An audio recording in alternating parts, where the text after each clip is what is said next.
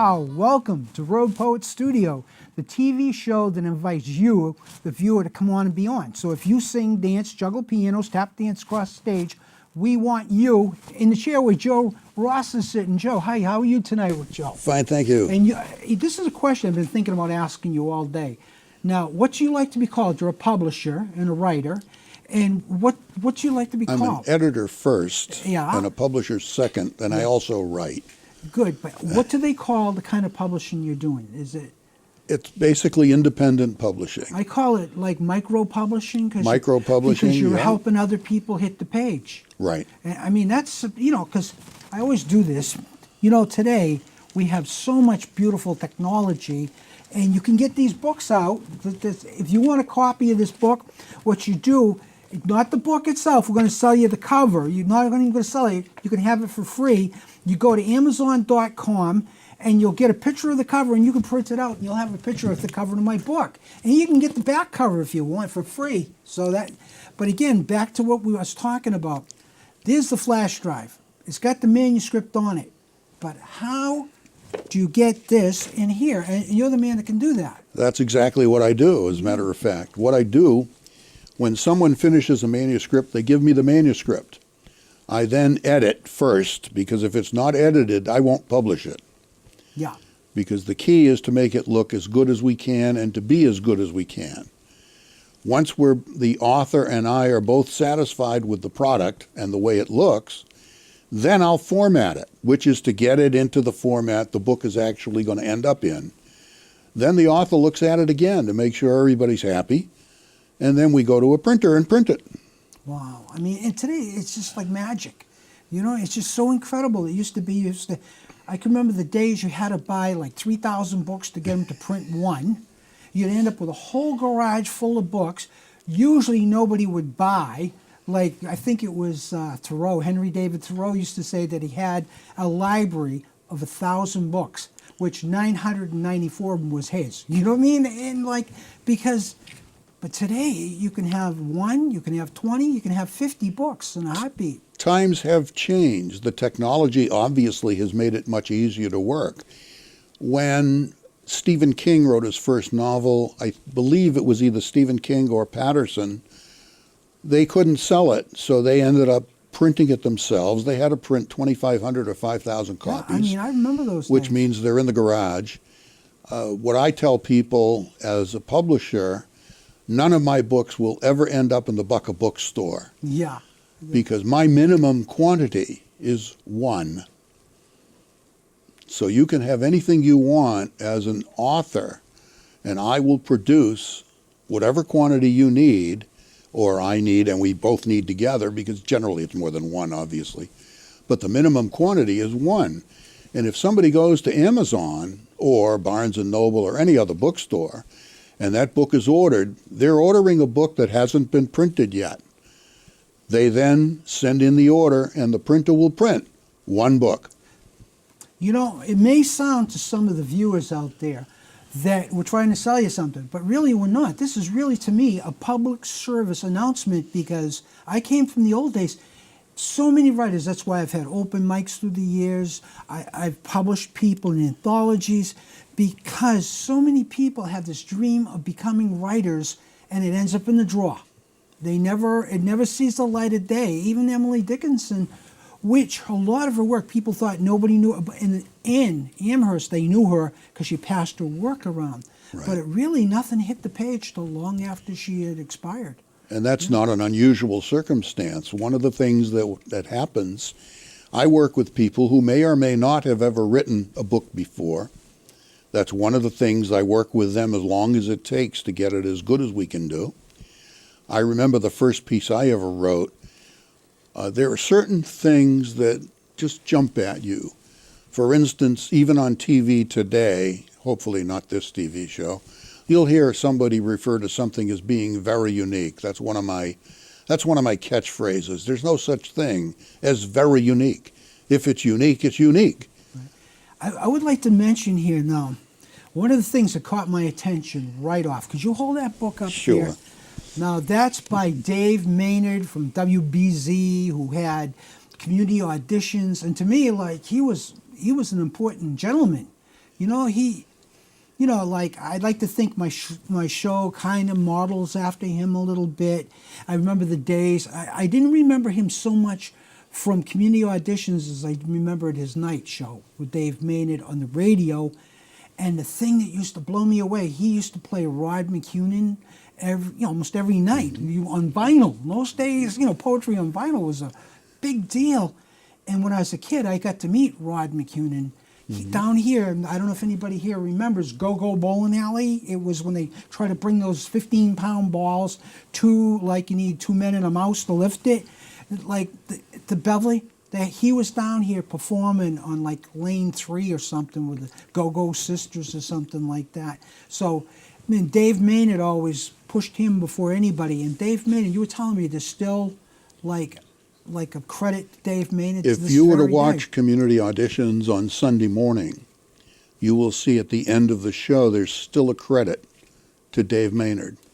And because he invented it. And he was, in fact, the person who invented what's now the forerunner to Star Search. I don't know if I can get in here, but go ahead, brother. Go interesting influence Dave Maynard has. I don't know, people may remember this.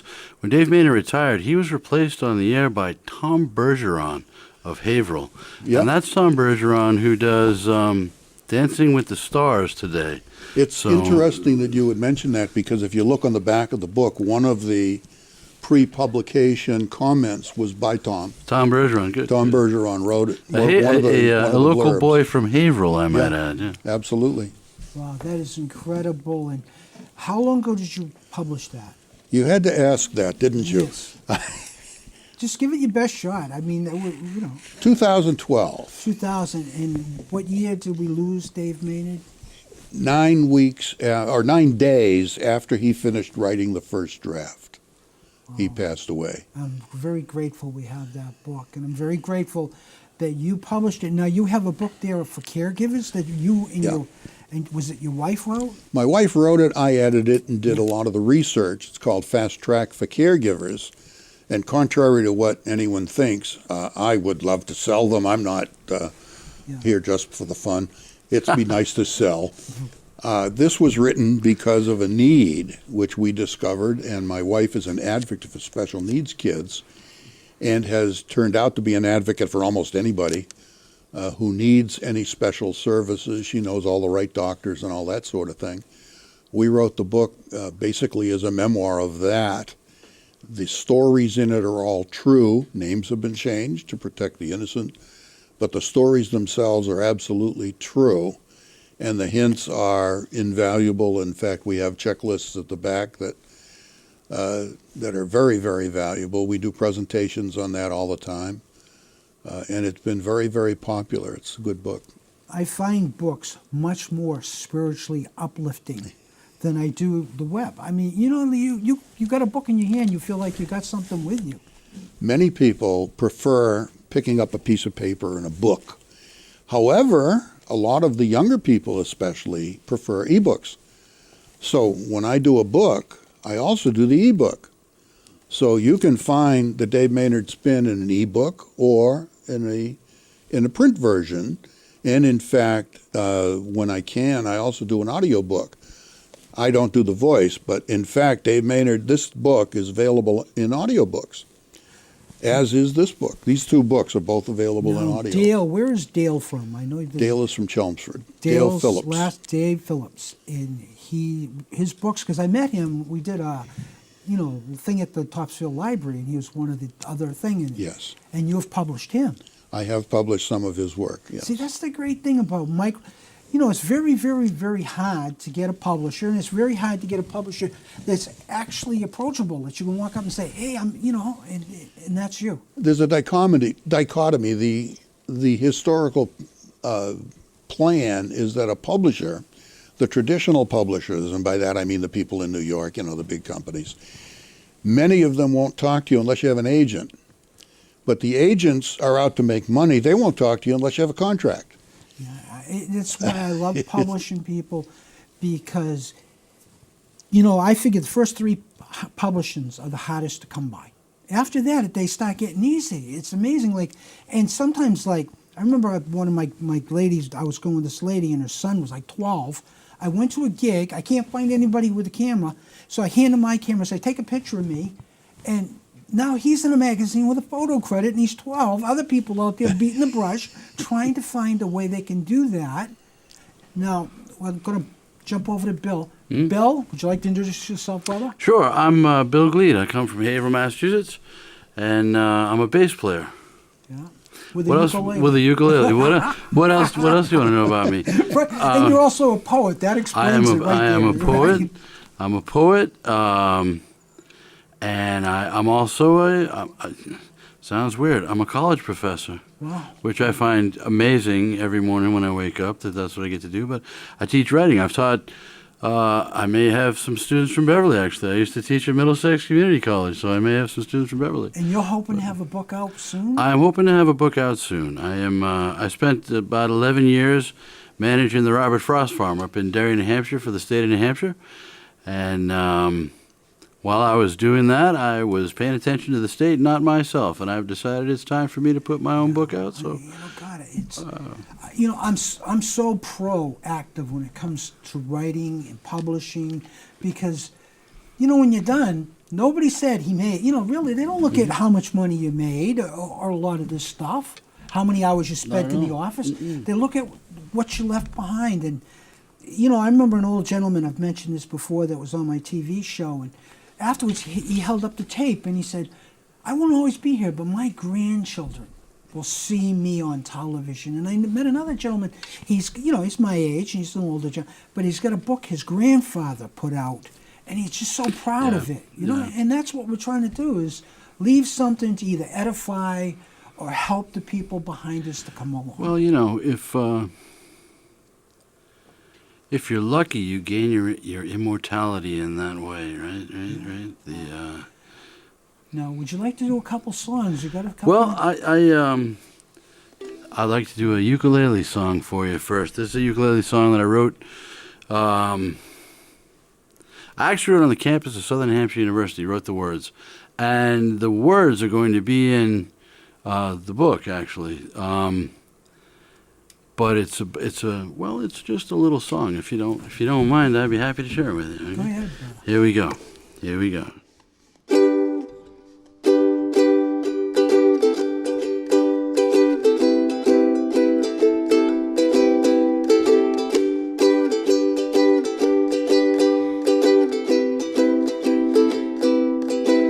There was a rainbow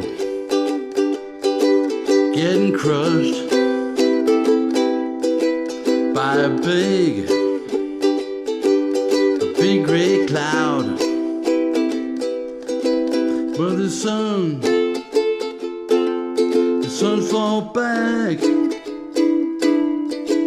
The spray painted the cloud a little pink, a little blue.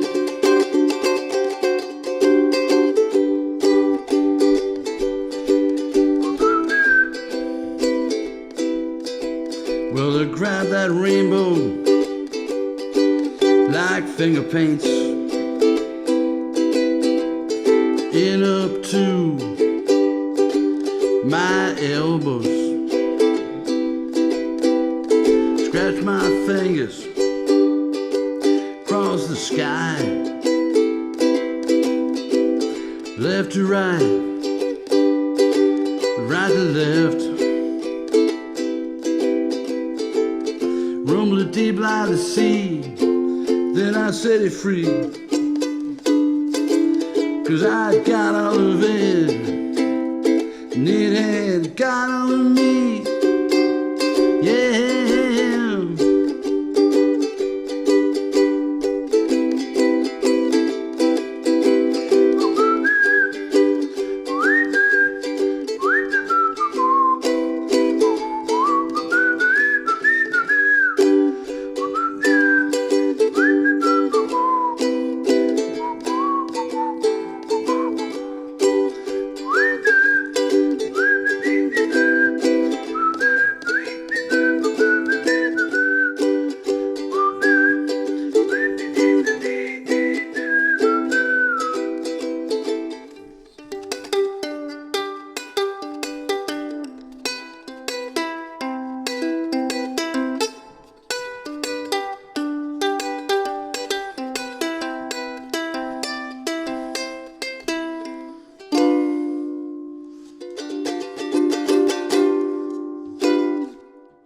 Oh, thank you very much, Bill. Thank you know what I mean? Thank you. Thank Bevan. you, Joe. What I think we're going to do right here, we're going to go to a break, and we'll be right back. Run out, check the pizza in the oven, but come right back because we're going to have more television right in a couple minutes. And get ready. Send me a letter. You want to be on the show. Thanks. Welcome to Road Poet Studio again. Now, we've taken a little side shot here because when I say if you sing, dance, juggle pianos, tap dance across the stage, I mean it. You're welcome. Now, we have Heidi with us. Heidi Yushikoff, And you're from? Beverly. Yes, and we had to go looking far and distant for this bit of talent because we found you out at the front desk. That's right. That's Where, right. You know, you're the second person who is part of the staff that's been on the show, and that's what I Wow. love about doing Access. Everybody gets to be part of the act, but you don't have a motorcycle. No, I don't. Okay, you know, and you've got a story. I noticed you read this story to me before. Yep. And the great thing about it is, I think this is really a great kids piece. Go in the action. I don't know if do you know Sally Lee? No, I don't. Sally Lee, if you listen, she's a friend of mine. She writes books and stuff. Done a bunch of them. She used to work for MIT. If you're out there, Sally, pay attention. This is another upcoming writer. And go ahead, read your story. Well, I want to thank you, Peddler, for inviting me to be on your show. And I just want to say I was really inspired to do this writing after listening to your programs. So, okay, here we go. This is called The Crickets. The crickets chirp at an alarming rate of speed. Quick, sound the alarm. Why the alarm? Because the siren is too soft. Well, if the siren is too soft, then surely the alarm will be too loud, you think? Well, I really do not know of such things, but my humor tells me that these crickets are up to something clandestine. Really? Why so? Well, I think the crickets are plotting with the spiders to overturn the enormous anthills that have been building on the outskirts of the North Shore. Why would they want to do that? Because the enormous anthills are growing at an alarming rate of speed. Really? Why do you think that is? Because they overheard the crickets and the spiders plotting against them and feel that the best defense is a good offense. Well, that sounds plausible, but I'm not convinced. Tell me more. Well, did you know that ants can outrun crickets and spiders? No, I did not know that. Is this really true? Well, I really don't know either, but it provides food for thought. Well, if it provides food for thought, then who is concerned with the ant, cricket, and spider food? God. Well, that is a good answer. I hope that God sorts out the growing feud between these seemingly harmless creatures. I think he will. But back to the crickets. I think they know that the humans hear them chirping, and I think they enjoy this. Why is that? Well, mainly because the spiders and ants provide little music for the humans. Music? Do the crickets sing? Well, sort of. You see, they reach back into the soft underbelly region of their vocal cords for precisely the right varying degrees of pitch for the occasion. Oh, really? Do crickets have occasions? Well, why, yes. Haven't you heard of the cricket ball or the cricket flight extravaganza? No, I have not heard of such things. Please do tell. Well, the cricket ball is the most notorious event of the season, attended by both humans and crickets alike. Really? Wow, am I missing out? Why, yes, because it is the largest collection of crickets and humans in the same place and time on the North Shore. Where does this occasion occur? Well, that is yet to be determined, and you need not concern yourself with that right now, because all will be revealed on God's timeline, not yours. Oh, okay, I was just curious. That's quite all right. Without curiosity, we would not have all of the brilliant inventions that we enjoy and some weaker humans and crickets take for granted. You see, without curiosity, there would be no cricket ball or cricket flight extravaganzas. Yeah, what about the cricket flight extravaganzas? Well, we in the industry refer to this as a CFE. Oh, okay. Well, what about the CFE? How dare you?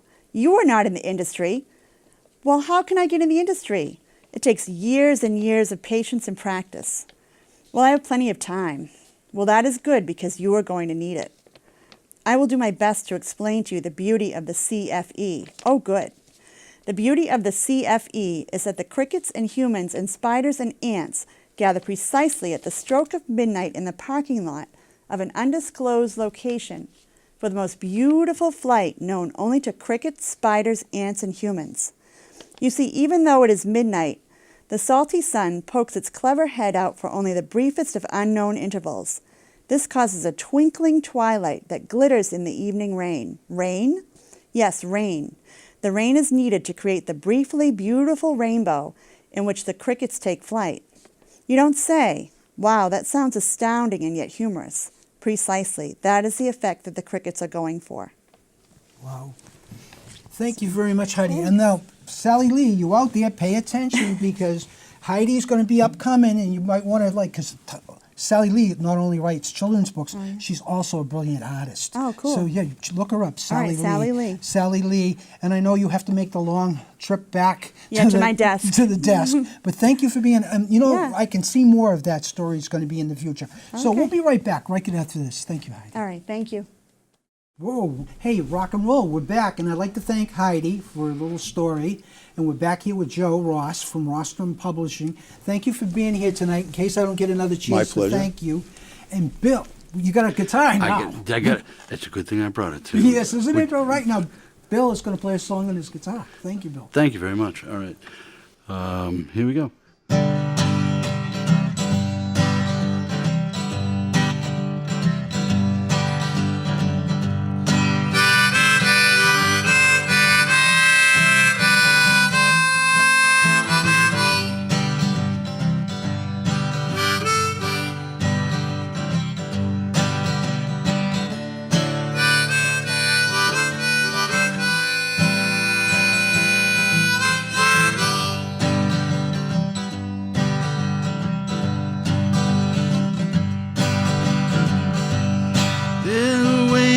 On the sea, my dear, and I'll be right here when you get back.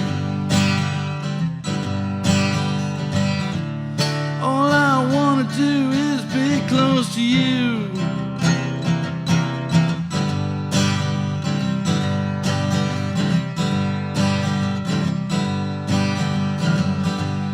Will you be my one and only one?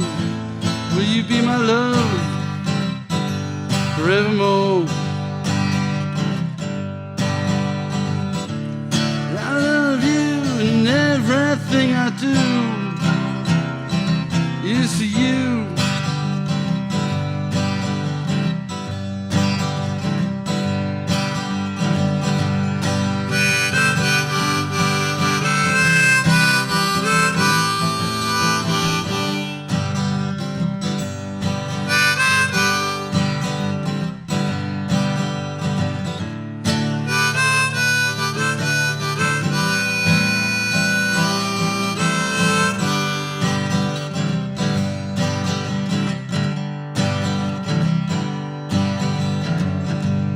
Every time the burning sun does shine, or the rain does fall from out the sky, you're my love and I thank the stars above that is thine.